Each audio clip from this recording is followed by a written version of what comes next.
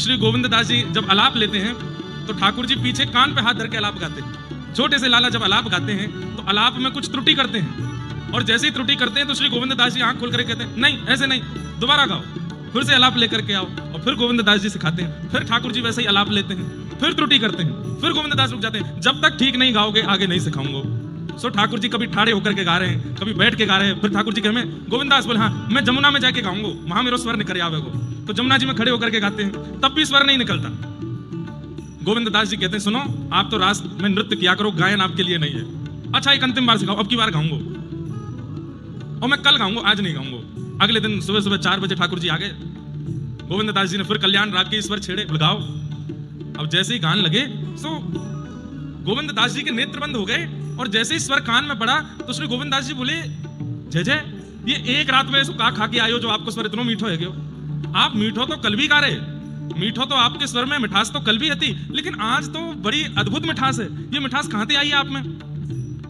ठाकुर जी बोले मैं रात भर रियाज किया, आज रात भर गायो है, या हमारी ऐसी मिठास आ गई। बोले नहीं दोबारा गाओ, अभी तो मैंने आंख बंद करके सुनी, अब मैं खोल के देखूंगा। तो जैसे खोल के देखने लगे तो ठाकुर जी ऐसे गलो हिला में करके गा में। लेकिन तभी गोविंद दास जी ने कान लगा करके सुनी तो आवाज तो किसी वृक्ष के पीछे से आ रही है, और आप दौड़ करके गए, जाकर के देखा तो वहां श्री किशोरी जी बैठ करके गा रही हैं। ठाकुर जी किशोरी जी को लेकर के आए और ये मना के लाए हैं कि गोविंद दास मुंह को सिखाना रहे हो है, और मुंह पे आगे गव नहीं रहे। तो किशोरी जी बोली आप तो बस मुंह चलाइए, पीछे तो मैं गा दूंगी।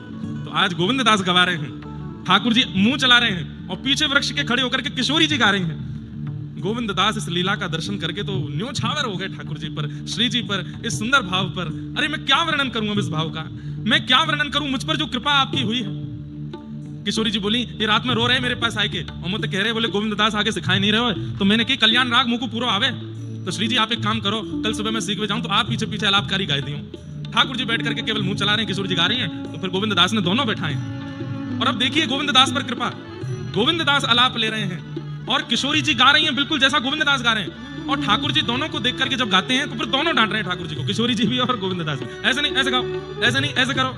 तो फिर ठाकुर जी कह रहे एक ही डांट भी बारो भलो, अब तो दो हो गए, यहाँ तो ये डांटे वहां वो। और कई बार ठाकुर जी सही स्वर लगा भी देते हैं, गोविंद दास कहते हैं हाँ ठीक है, लेकिन किशोरी जी के नहीं नहीं नहीं ठीक नहीं लगा, दोबारा लगाओ। किशोरी जी के डांट से और ज्यादा ठाकुर जी ऐसे हो जाते हैं।